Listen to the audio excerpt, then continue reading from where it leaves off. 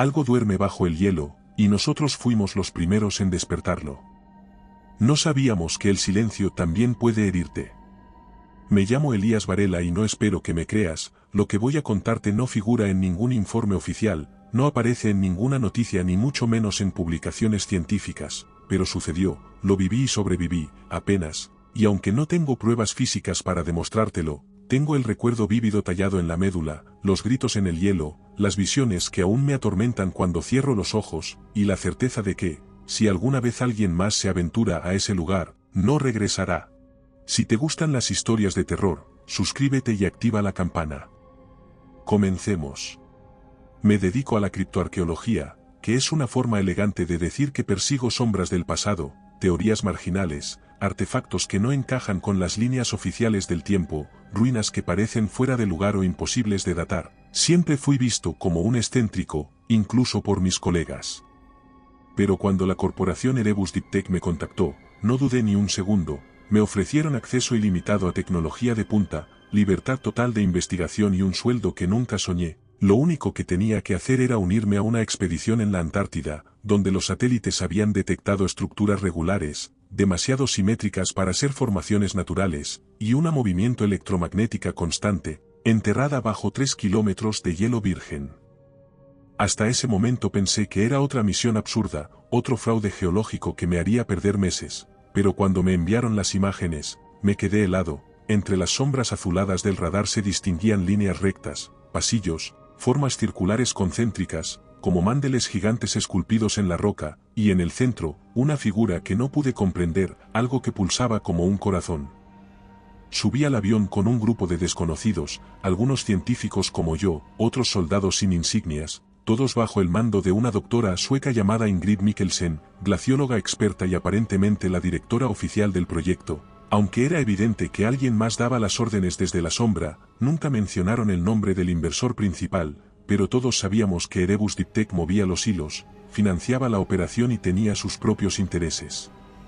Durante el vuelo apenas hablamos, el ambiente era denso, no tardé en notar que algunos de los hombres estaban armados, y no con simples fusiles, llevaban armamento táctico de última generación. La base temporal de Erebus se alzaba como una estructura gris y metálica en medio de la nada, rodeada por un océano blanco que parecía no tener fin. Apenas aterrizamos, el frío se metió en los huesos, y un viento que no parecía soplar desde la atmósfera sino desde las entrañas de la tierra misma. Nos recibieron con órdenes secas, sin sonrisas ni presentaciones, se nos asignaron literas estrechas dentro de contenedores climatizados y se nos pidió que entregáramos todos nuestros dispositivos personales, nada de teléfonos, grabadoras o cámaras externas, todo debía pasar por filtros de seguridad. Dijeron que era para evitar interferencias, pero yo sabía que era para controlar lo que saliera de allí. Al tercer día nos reunieron en una sala común, un hangar subterráneo con pantallas y mapas proyectados sobre una mesa de cristal. Allí estaba Ingrid, firme como una estatua nórdica, con los ojos claros clavados en nosotros mientras hablaba. Explicó que la anomalía bajo el hielo había sido detectada por un satélite geoestacionario hace 5 años, pero que los datos se habían mantenido clasificados hasta que Erebus obtuvo los permisos para iniciar una exploración privada.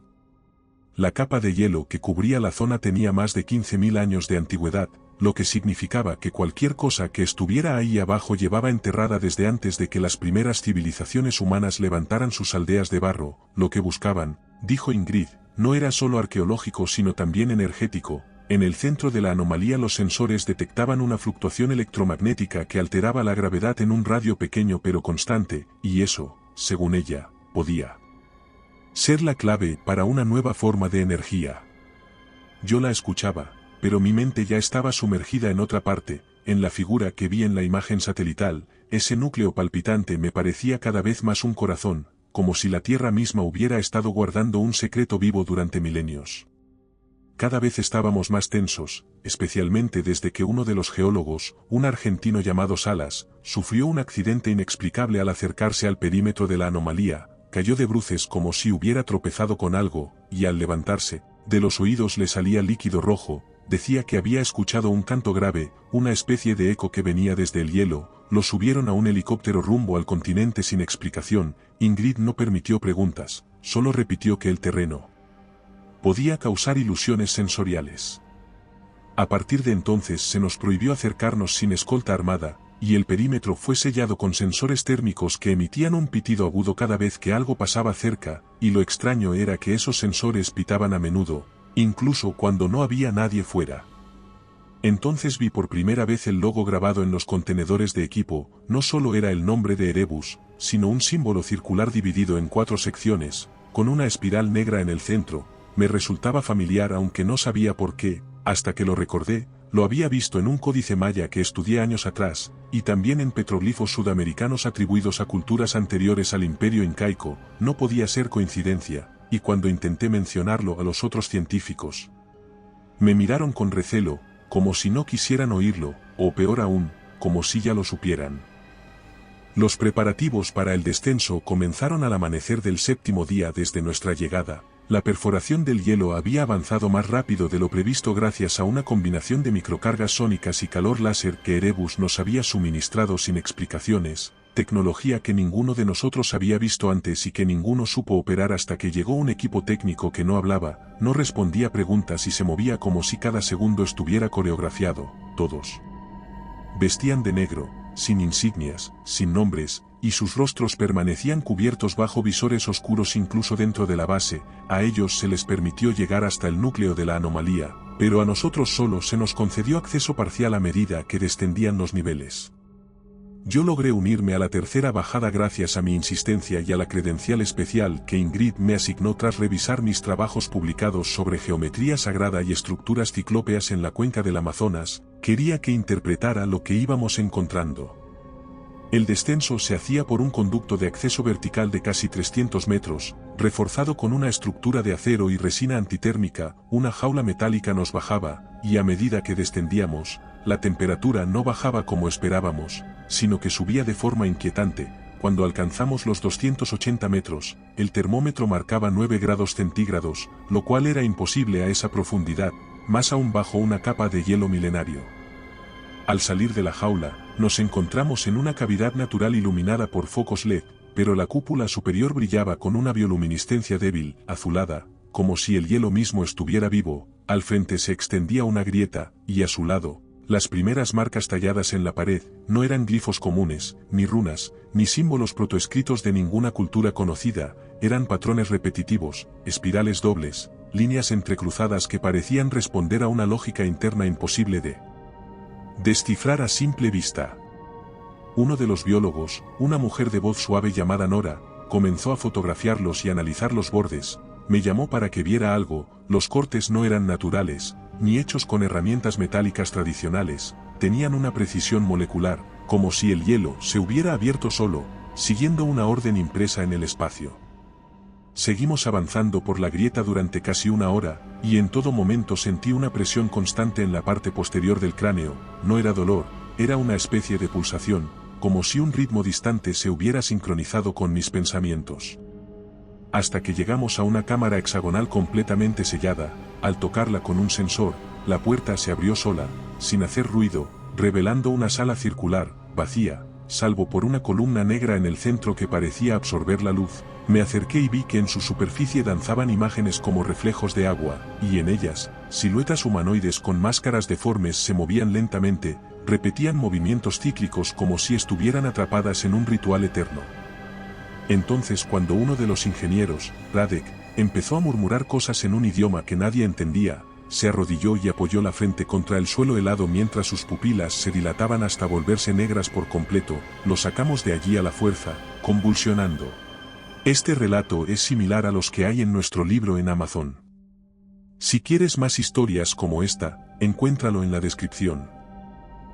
Al llegar a la superficie gritaban nombres que nadie conocía y hablaba de un océano rojo bajo la tierra, un mar que se extendía más allá del hielo. Decían que era esquizofrenia inducida por el encierro, pero yo sabía que no después de lo que vi reflejado en la columna. En esa cámara sellada descubrí algo más, algo que aún me cuesta describir. En las paredes laterales había un patrón que reconocí al instante, el mismo símbolo que vi en el logo de Erebus, grabado 1000 veces en bajo relieve, con una perfección inhumana, el círculo dividido en 4 con la espiral en el centro. Las horas siguientes al hallazgo de la cámara fueron un torbellino silencioso, no hubo reuniones ni análisis de equipo, no se nos pidió redactar informes ni se nos hizo partícipes de discusiones técnicas, era como si hubieran decidido que ya habíamos visto suficiente, o tal vez que habíamos visto demasiado. La doctora desapareció de la base durante 2 días completos y durante ese tiempo los militares aumentaron las rondas y comenzaron a bloquear sectores sin justificación, incluso a los científicos nos prohibieron acercarnos a la entrada del túnel sin autorización directa. Pero mientras el acceso se sellaba por fuera, algo había quedado abierto por dentro, y empezó a manifestarse de forma sutil pero creciente. Primero fue un zumbido persistente en los oídos, que aparecía siempre a la misma hora, cerca del amanecer, cuando la luz apenas comenzaba a teñir el cielo antártico con su falso amanecer azul. Luego vinieron los sueños compartidos, pesadillas en las que todos veíamos la misma sala circular, las mismas máscaras de hueso suspendidas en la oscuridad, y ese canto grave, subterráneo, que parecía sacudirnos desde el pecho hacia afuera. Algunos intentaron reírse, hablar de sugestión colectiva, de alucinaciones inducidas por la presión, pero nadie podía explicar cómo describíamos los mismos símbolos, los mismos sonidos, las mismas figuras, incluso con palabras distintas. Nora se obsesionó con las marcas de la grieta, pasó días enteros analizando los patrones, hasta que una madrugada me despertó golpeando la puerta de mi módulo con los dedos temblorosos y los ojos muy abiertos, sin parpadear. Me arrastró hasta el laboratorio y me mostró un conjunto de símbolos alineados según una lógica fractal, una progresión matemática imposible de reconocer en las primeras observaciones, pero clara cuando se analizaba con modelos de autorreplicación. La estructura parecía un lenguaje, pero no escrito para ser leído, sino para ser sentido, como si cada secuencia tuviera un eco emocional, una carga psíquica que alteraba al lector. Me confesó que había empezado a escuchar voces, no en su cabeza, sino en las paredes del módulo, en el zumbido del generador, incluso en los latidos de su corazón. Entonces me enseñó algo que me dejó helado. En la parte trasera de su cuello, justo en la base, su piel había comenzado a mostrar una pigmentación diferente, una forma que se extendía como una espiral negra hacia abajo, idéntica al símbolo de Erebus. Era como si la piel la hubiera generado por sí sola, como una mutación sutil. Al día siguiente, otro miembro del equipo fue encontrado sin vida en la sala común, no presentaba heridas, no había signos de pelea, simplemente estaba sentado en una esquina con la cabeza inclinada hacia un costado, como si se hubiera apagado como una máquina desconectada. Su rostro mostraba una expresión de profunda tristeza, y eso fue lo más inquietante, una pena insondable, como la de alguien que ha visto el final de todo y lo ha aceptado. Ingrid volvió esa noche, acompañada por 3 hombres vestidos con trajes de contención, y ordenó el cierre completo de las áreas inferiores sin explicación alguna. Cuando intenté hablar en privado me miró como si ya no me reconociera. Sus palabras fueron simples, directas: Elías, ya no se trata de entender, se trata de contener. Me prohibió seguir investigando y retiró mi acceso a los archivos digitales de la expedición. Comencé a notar símbolos similares fuera de la grieta, en la superficie, bajo la nieve recién caída, como si alguien o algo los hubiera tallado en la noche sin dejar huella alguna. Eran marcas amplias, trazos circulares unidos por líneas rectas, algunas con lo que parecían letras o algo parecido, y siempre apuntando hacia el sur, hacia una zona no explorada marcada en los mapas como inestable. Entonces una mañana, uno de los drones de reconocimiento se estrelló tras perder contacto a menos de 500 metros del perímetro. Cuando revisamos las últimas imágenes, captó algo que no debería haber estado allí: una figura alta, envuelta en una capa blanca desgarrada, con una máscara de hueso que reflejaba la luz como un espejo agrietado. Estaba parada al borde de una grieta, inmóvil, observando directamente al dron, y al siguiente fotograma, ya no estaba, simplemente había desaparecido. Pero no sin antes dejar su huella, porque en la pantalla del dron, justo antes de apagarse, apareció por un segundo la misma espiral negra, impresa como una quemadura digital sobre la imagen. La noche en que ocurrió todo comenzó con un silencio antinatural. Nora fue la primera en notarlo, despertó sobresaltada, con la nariz manchada de rojo y una marca nueva en el cuello. La espiral se había expandido hacia la clavícula y comenzaba a emitir un tenue resplandor rojizo, apenas visible bajo la piel. La encontré de pie frente a la puerta de mi módulo, descalza sobre el metal helado, los ojos perdidos en un punto más allá de los muros. Le hablé 3 veces antes de que parpadeara y volviera en sí.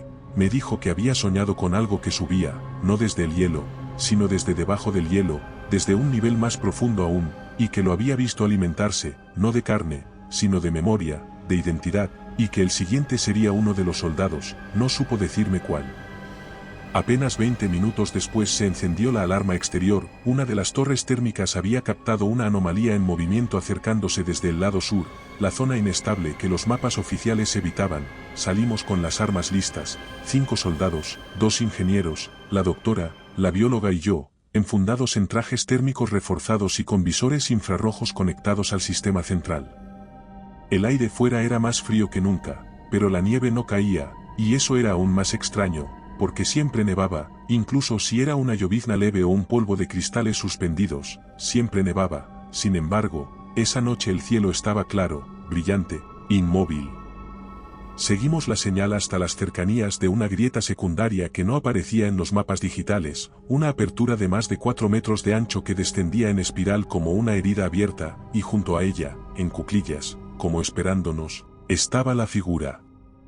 Al principio creímos que era un animal, quizás un oso polar perdido, aunque sabíamos que era imposible, pero al enfocar con los visores térmicos lo comprendimos de inmediato. No emitía calor, ninguno, era una silueta humanoide, delgada y alargada, con extremidades demasiado largas, cubierta por un manto blanco que se deshacía al viento como papel quemado. Su rostro era una máscara de hueso, compuesta por fragmentos que reflejaban la luz de nuestras linternas como si fuesen cristales rotos. Uno de los soldados levantó el fusil y gritó una orden en inglés. Pero la figura no se movió, no respondió, no mostró miedo ni reacción, simplemente inclinó levemente la cabeza hacia un lado, como si nos estudiara, y en ese instante, todo el perímetro térmico en nuestras pantallas se volvió rojo, lleno de señales, decenas de ellas, moviéndose con velocidad absurda, girando a nuestro alrededor en patrones imposibles, deslizándose como sombras que rompían las leyes de la física. Entonces comenzaron los gritos, el primer soldado cayó de espaldas, su visor fue arrancado de un zarpazo que no vimos venir, su garganta se abrió con precisión quirúrgica, pero sin líquido, porque su corazón ya no latía, y luego el segundo desapareció en el aire, simplemente fue succionado hacia arriba como si lo hubiese tomado una fuerza, su grito se cortó. La doctora ordenó la retirada y abrimos fuego sin objetivo claro. Las balas rebotaban en las paredes heladas o atravesaban figuras que parecían disolverse antes de recibir el impacto. Corrimos tras ella mientras una de las criaturas nos rozó a centímetros. Sentí su aliento, helado, pero no como el frío natural, era un frío que dolía, que entraba directo a la columna y la estremecía desde adentro. Al llegar a la compuerta de emergencia, uno de los ingenieros cayó de rodillas, gritaba que no podía moverse, que lo sujetaban desde adentro, que algo estaba mordiéndole la mente. Lo arrastramos entre dos, pero al tocar su piel descubrimos que estaba tan fría como el hielo del suelo, y aún así sudaba. Gracias a nuestros miembros podemos seguir contando estas historias. ¿Quieres apoyar el canal? Encuentra cómo hacerlo en la descripción. La compuerta se cerró detrás de nosotros y dejamos de oír los sonidos por completo, como si todo hubiera cesado al instante. En el monitor de seguridad solo quedaba la imagen congelada de la grieta, y en el centro, la figura aún en cuclillas, inmóvil, pero con la cabeza girada directamente hacia la cámara, como si supiera que la estábamos viendo. Tras el ataque nadie volvió a dormir, los turnos de guardia se duplicaron, los sistemas térmicos cayeron 2 veces en menos de 6 horas y los generadores empezaron a emitir un zumbido irregular. El ingeniero que los revisó dijo que los medidores marcaban una corriente que no debía estar allí, una energía flotante, vibrando por debajo del suelo congelado como una red viva. Al amanecer el cuerpo del primer soldado apareció justo fuera del módulo de comunicaciones, tendido boca arriba con los brazos cruzados sobre el pecho y los ojos abiertos, perfectamente intacto salvo su piel presentaba marcas de presión en forma de espiral, como si algo hubiera girado sobre él sin romperle la carne, una espiral que partía desde su ombligo y se expandía hasta los bordes de su torso. Descargué una copia de los archivos de vigilancia, revisándolos cuadro a cuadro durante horas hasta que encontré lo que buscaba. A las 3:12 exactas, un punto negro apareció en el borde de la grabación, algo delgado que se deslizaba sin tocar el suelo, avanzando como una sombra flotante hasta el cadáver. Se inclinó sobre él, y aunque el ángulo no permitía ver con claridad lo que hacía, se percibía un movimiento lento, cuidadoso, casi reverente. Entonces vi la máscara, por primera vez en detalle. Era una estructura ósea, sí, pero no pertenecía a ningún animal conocido, parecía hecha de fragmentos de cráneos ensamblados con precisión simétrica, con fracturas cristalinas que reflejaban la luz como diamantes rotos, y donde debían estar los ojos había dos cuencas profundas tapadas con una membrana traslúcida que pulsaba con cada segundo que pasaba, como si respirara por allí. La criatura levantó una mano hacia el rostro del cadáver y durante un solo fotograma sus dedos se alargaron, extendiéndose como ramas húmedas hacia la frente, y en ese mismo momento una onda eléctrica recorrió la imagen, distorsionándola, cortando la grabación hasta que todo quedó en negro. Lo que quiera que fueran esas entidades no solo podían moverse entre nosotros sin ser vistas, sino que alteraban la tecnología misma con su mera presencia. Esa tarde, otro de los investigadores comenzó a comportarse de forma errática, sus ojos se tornaron opacos, sus palabras eran fragmentos en lenguas antiguas, algunas reconocibles como latín, otras imposibles de clasificar. Le cubrimos con mantas térmicas y lo aislamos en la zona médica, donde comenzó a escribir compulsivamente, símbolos en la pared que se repetían una y otra vez, una espiral dentro de otra espiral rodeada por formas humanas invertidas, una especie de advertencia o profecía.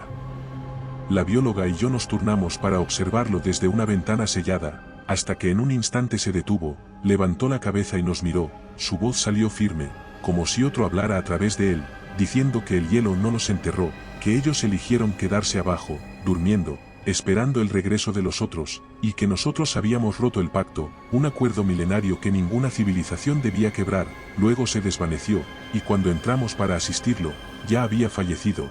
Entre sus dedos cerrados había una pequeña figura tallada en hueso, una máscara idéntica a la que vimos en el vídeo, tallada con un detalle inhumano.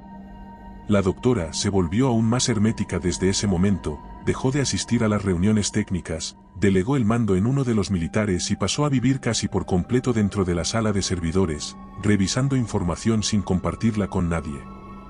Nosotros, los pocos que quedábamos cuerdos, empezamos a reunirnos en secreto para compartir nuestras observaciones. Yo mostré la grabación, Nora mostró nuevas marcas en su cuerpo, el ingeniero reveló que las señales electromagnéticas coincidían con patrones encontrados en ciertos cráteres lunares que aún no tienen explicación. Las visiones comenzaron al tercer día después del último ataque y no como sueños o alucinaciones sino como irrupciones conscientes en la percepción, momentos en los que la realidad se doblaba como papel húmedo y la luz misma parecía alterarse. Todo empezaba con un zumbido que nacía en el centro del cráneo y se expandía hacia los ojos y oídos al mismo tiempo, seguido por un temblor leve en las extremidades y una sensación de vacío en el estómago. En mi caso, la primera visión ocurrió mientras estaba revisando los grabados de la máscara hallada en la mano del investigador. Pasaba mis dedos sobre las hendiduras casi imperceptibles de la superficie ósea cuando de pronto me vi a mí mismo en un lugar completamente distinto. No había transición ni pérdida de conciencia, simplemente estaba ahí, de pie en una planicie negra bajo un cielo sin estrellas ni nubes, solo una aurora rojiza que se extendía hasta el infinito, y a mi alrededor, cientos de figuras encapuchadas caminaban en círculo alrededor de una estructura monolítica, un pilar hecho de un material translúcido que latía como un órgano vivo. Las figuras no tenían rostro visible pero todas llevaban máscaras de hueso similares a las que habíamos visto, y todas emitían un canto profundo, grave, hipnótico, un sonido que no se escuchaba con los oídos sino que se sentía directamente en la columna, como si vibrara dentro de la médula y quemara lentamente el alma desde dentro. No podía moverme ni hablar, solo observar. Entonces una de las figuras se detuvo frente a mí, extendió la mano y al tocarla vi una serie de imágenes tan rápidas que casi no pude comprenderlas, ciudades flotantes cayendo del cielo, mares convertidos en desiertos, hombres con rostros múltiples huyendo de una sombra que se tragaba el horizonte, vi fuego devorando estructuras que no parecían construidas por humanos y cuerpos esparcidos por el hielo, cientos de ellos, tal vez miles, dispuestos en patrones rituales que coincidían con los símbolos que habíamos encontrado. Vi a la tierra desde arriba, rodeada por un halo oscuro como si estuviera sellada por una barrera. Al volver en mí me encontraba aún en el laboratorio con la máscara en la mano y la piel empapada en sudor. La bióloga me observaba desde la puerta, pálida, temblorosa. Me dijo que había tenido la misma visión a la misma hora y que otro de los ingenieros se había desmayado en su módulo después de escribir en su bitácora que los guardianes estaban despertando. Al comentarle a la doctora estas experiencias su reacción fue extrañamente pasiva, se limitó a decirnos que ella también las había tenido pero que había aprendido a resistirlas, que lo que estábamos viviendo era una forma de comunicación no humana y que el error había sido asumir que el silencio era vacío, cuando en realidad el silencio era su idioma, y ahora que lo habíamos roto, ellos nos hablaban. Esa misma noche, una tormenta magnética impidió cualquier tipo de comunicación con el exterior y durante ese tiempo la base entera pareció transformarse en una caja de resonancia para algo más. Las paredes vibraban levemente, el suelo pulsaba con una cadencia irregular y las pantallas de los dispositivos mostraban imágenes que no correspondían a ninguna cámara activa, lugares que no conocíamos, pasillos de piedra tallada con símbolos encendidos, figuras de espaldas realizando movimientos lentos con las manos mientras una esfera flotante giraba sobre sus cabezas. Ingrid activó un protocolo de aislamiento y selló los accesos subterráneos, pero era tarde, las visiones se intensificaban con el paso de las horas y ahora no solo aparecían al tocar objetos o durante el sueño, sino incluso en vigilia, al caminar por los pasillos, al mirar directamente una superficie metálica, al acercarse a ciertos puntos de la base donde el aire parecía más denso, más cargado.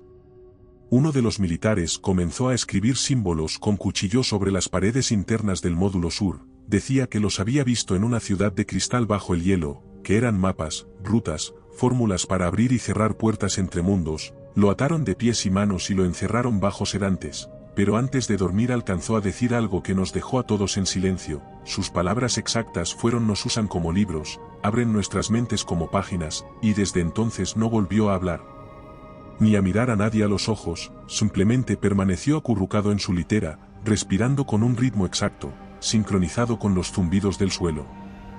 Nora propuso la idea más inquietante de todas, dijo que tal vez esas entidades no nos estaban atacando en el sentido convencional, que sus actos no eran violencia sino autodefensa, y que lo que nosotros llamábamos visiones eran intentos de compartir su historia, de hacer que entendiéramos por qué no debíamos estar allí, pero la forma en la que lo hacían era incompatible.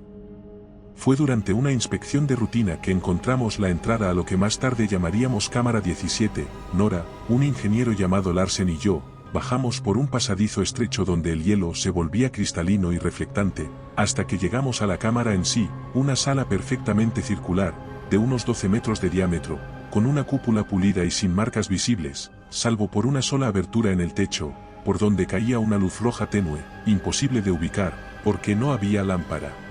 Si te gusta este relato, en nuestro libro encontrarás muchas más historias como esta. Ni grieta, ni fuente, solo luz suspendida en el aire como si se filtrara desde otro plano. En el centro había una estructura que no sabíamos cómo describir, ni si era una máquina, un altar o un organismo, una esfera del tamaño de una cabeza humana, suspendida a 1 metro del suelo, girando lentamente en todas direcciones sin un eje definido. Y en su superficie danzaban imágenes, símbolos y proyecciones que cambiaban de forma según desde donde la miraras. Larsen intentó acercarse pero al cruzar un cierto umbral su nariz empezó a gotear rojo y sus ojos se llenaron de lágrimas negras. Tuvimos que sacarlo a rastras mientras murmuraba palabras que no conocía pero que mi mente reconocía de algún modo, palabras que no significaban cosas sino emociones, como dolor antiguo, hambre sin boca, y fuego bajo la carne del mundo. Fuimos a ver Ingrid que cuando vio la grabación en nuestras cámaras personales, sus manos comenzaron a temblar, de certeza, como si hubiera estado esperando esa sala desde el primer día, nos dijo que esa esfera era lo que Erebus buscaba, esa fuente en sí, un objeto que no se deterioraba, que no emitía calor ni radiación pero que alteraba la gravedad, el tiempo y la percepción humana, lo llamaban núcleo de memoria, un registro viviente de eventos pasados proyectados en la mente de quien lo observa.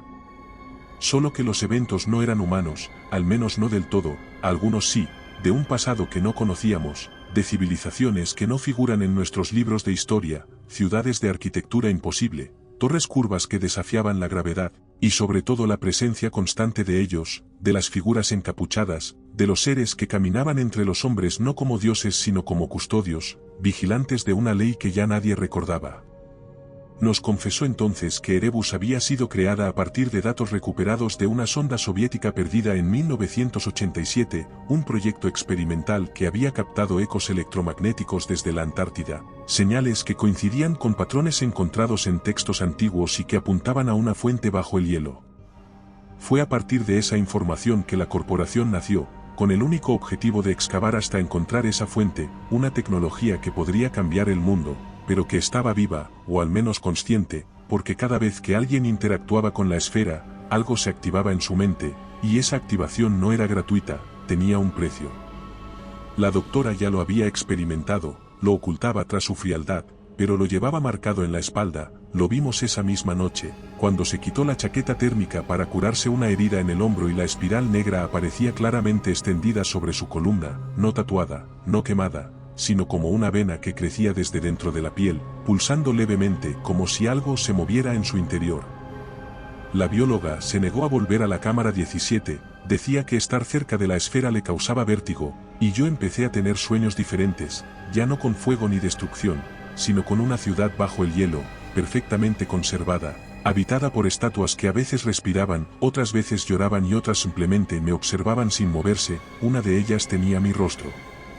Al día siguiente Ingrid organizó una segunda expedición a la cámara, pero esta vez llevó consigo un maletín de Erebus con un artefacto que jamás habíamos visto, una especie de dron esférico que flotaba sin hélices, sin propulsión visible, conectado directamente a su tablet por señales que no estaban en ninguna frecuencia conocida.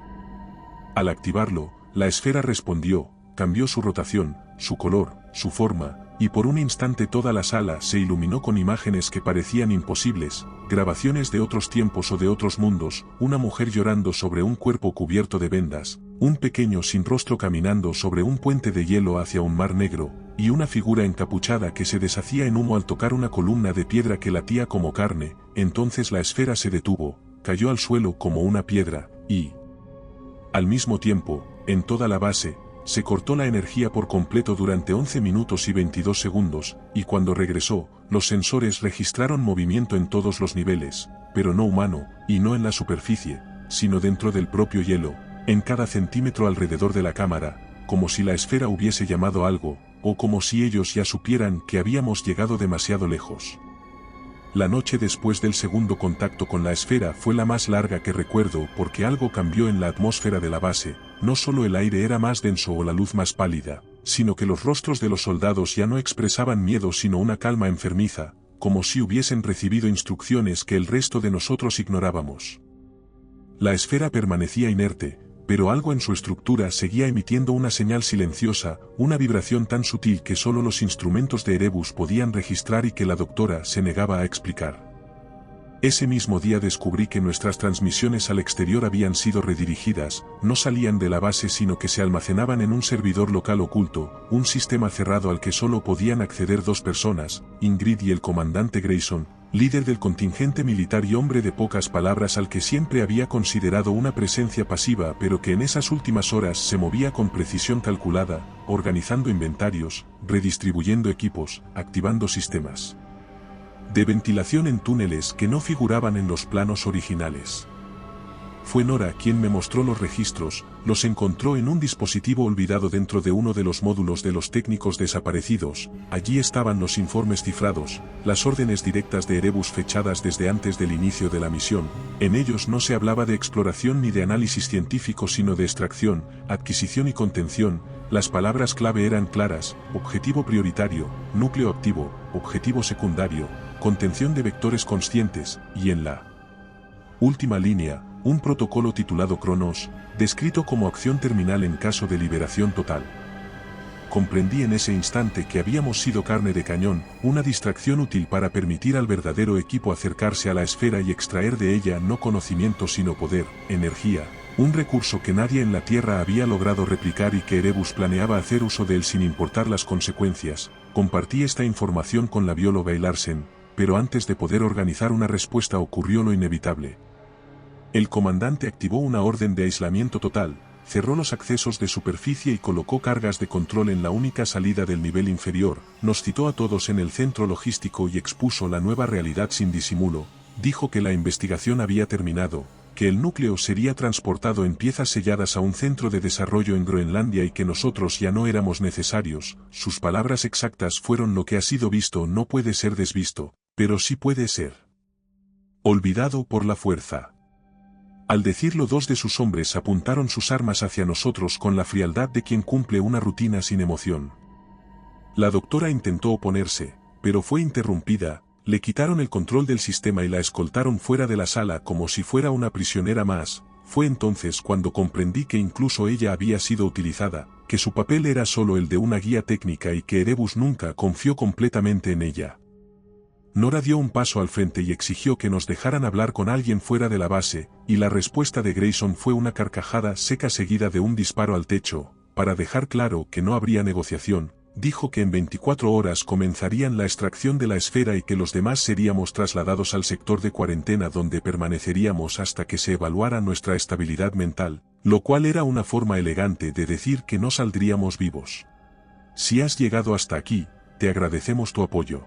No olvides suscribirte para más relatos como este. Ese mismo día comenzaron a movilizar el equipo hacia la cámara 17, bajaban en grupos reducidos, cargando contenedores sellados con tecnología que claramente no era militar convencional, estructuras que aislaban el campo magnético de la esfera, pero que vibraban al contacto con ella como si se defendieran. Esa vibración empezó a reflejarse en toda la base. Pequeñas grietas comenzaron a aparecer en los muros de los niveles más profundos, el hielo emitía crujidos nuevos, diferentes, sonidos húmedos, casi orgánicos, y de vez en cuando, entre los sensores, aparecían lecturas breves, pulsos que imitaban la frecuencia de ondas cerebrales humanas, solo que eran múltiples, docenas, como si una conciencia fragmentada despertara en pedazos a lo largo del subsuelo. Esa misma madrugada, mientras los soldados y Grayson dormían, tomamos una decisión, luchar. El plan era simple porque si dejábamos que Erebus se llevara la esfera no habría vuelta atrás. Aprovechamos las últimas horas de oscuridad, nos dividimos en dos grupos, uno para sabotear el sistema de transporte y otro para cortar el suministro eléctrico que mantenía sellada la cámara 17. La bióloga y yo fuimos hacia los túneles de energía, mientras los otros se encargaban de desviar la vigilancia remota desde el núcleo de servidores. Nora se descolgó primero, y yo cubrí su descenso con un fusil que no sabía usar, pero que me daba la ilusión de seguridad. Todo era silencio, hasta que escuchamos el primer estallido. En ese instante comenzó la verdadera pesadilla, porque en medio del estallido comenzaron los gritos de los soldados que custodiaban el módulo. Corrimos hacia la cámara donde guardaban la esfera, y vimos que, al escuadrón técnico, y entre ellos en el centro de la sala estaba la esfera flotando de nuevo, giraba más rápido ahora emitiendo un sonido grave. Había que sellar la cámara de inmediato, si activábamos manualmente el sistema criogénico de emergencia el cual congelaría la zona. El sistema estaba en una consola de control ubicada en un túnel lateral, y no había forma de activarlo remotamente, así que decidí ir yo. La bióloga intentó detenerme, pero ya era tarde. Corrí antes de pensar lo suficiente, entre sombras que se movían en las paredes. Al llegar a la consola la activé, sin entender del todo cómo funcionaba. Se inició una cuenta regresiva, regresé a la otra sala, y ayudé a la doctora a cerrar el núcleo, mientras Nora descargaba todos los archivos posibles en un disco externo, que guardó contra su pecho. El sistema de congelación se activó, el vapor llenó los pasillos, pero la estructura no cayó como esperábamos. El regreso a la superficie no fue una retirada, sino una huida, porque las paredes comenzaron a apagarse, y emergimos justo cuando la base comenzaba a derrumbarse. Los estallidos sonaban a lo lejos, el hielo cedía, y las luces parpadeaban. El protocolo Cronos había sido activado, no por nosotros sino por los restos del contingente militar. La bióloga gritó que corriéramos y no miráramos atrás, pero era tarde. El ingeniero tropezó y cayó al abismo como si nunca hubiera existido, y solo quedamos ella y yo corriendo sin dirección, con el hielo rompiéndose a nuestro paso. Entonces nos topamos con la grieta, la más profunda que habíamos visto hasta ahora, abierta como una herida viva, en medio de la meseta helada, una fractura de decenas de metros que descendía en espiral, hacia un abismo sin fondo, desde donde el aire mismo temblaba con un ritmo que coincidía con el latido que sentíamos en nuestras sienes, un ritmo que no era nuestro, y que sin embargo marcaba cada uno de nuestros pasos. Nora se detuvo al borde, y dijo que sentía que la esfera seguía llamándola. Yo intenté detenerla. La vi bajar por la pendiente helada con sus pasos firmes y su mirada fija hacia el centro de la Tierra. Fue entonces cuando una aeronave apareció en el horizonte, iluminando la superficie con sus focos como si buscaran entre los restos. No tardaron en localizarme, bajaron con sus trajes negros y sus cascos tapando los rostros. Eran de Erebus, lo supe por los anillos grabados con el símbolo de la espiral. Desperté con un pitido agudo atravesando el cráneo, con la lengua dormida, y el sabor a metal oxidado en la garganta. Estaba atado a una camilla con correas demasiado ajustadas para ser médicas, y alrededor todo era blanco, con sensores pegados al pecho y a las sienes, y durante días no supe si estaba vivo, o si aún me encontraba dentro de una visión, y cada día alguien nuevo venía a interrogarme. con amabilidad mecánica, con cuadernos cerrados, y grabadoras apagadas, como si ya supieran todo lo que tenía que decir, pero quisieran observar cómo lo decía. Al principio intenté cooperar, les conté lo que vi, lo que sentí, lo que encontramos allá abajo. Al cabo de una semana dejaron de venir, me dejaron solo, en esa habitación sin ventanas durante 3 días, hasta que comprendí que no necesitaban acallar mi historia, solo aislarla, convertirla en una anomalía irreproducible, en el testimonio de un hombre roto por la presión y las alucinaciones del encierro polar, porque si no hay más testigos, si no hay restos verificables, si no hay más voces que corroboren, entonces todo puede catalogarse como desorden postraumático nada más.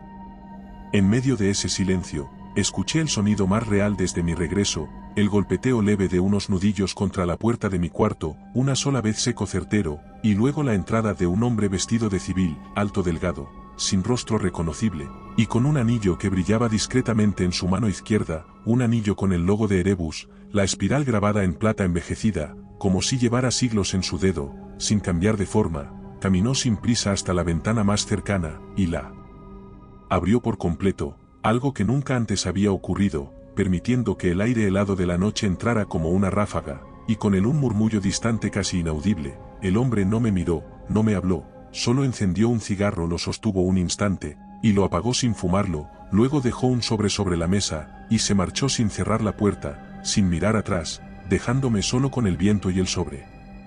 Al abrirlo encontré una sola hoja impresa, sin firma, sin membrete, solo un conjunto de coordenadas, y una palabra escrita a mano con tinta azul que decía simplemente, continúa. Esa noche dormí por primera vez desde que salí de la base, sin sueños, sin pesadillas.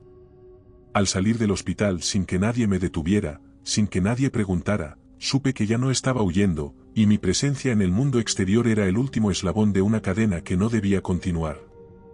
Estoy grabando esto con una cámara vieja, que encontré en un mercado de segunda mano hace 3 días, y lo hago en la habitación de un motel, a las afueras de un pueblo sin nombre, donde las luces titilan por la noche, como si el tendido eléctrico también supiera lo que viví.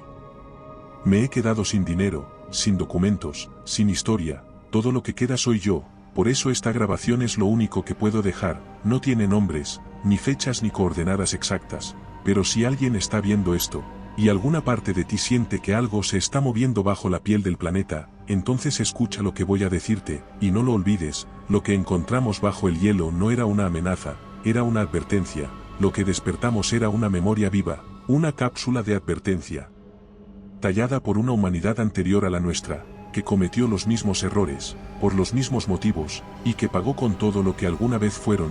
Lo que duerme bajo la tierra no odia, no juzga, no busca venganza, solo recuerda y espera que los nuevos habitantes de la superficie no repitan los mismos errores que ellos cometieron.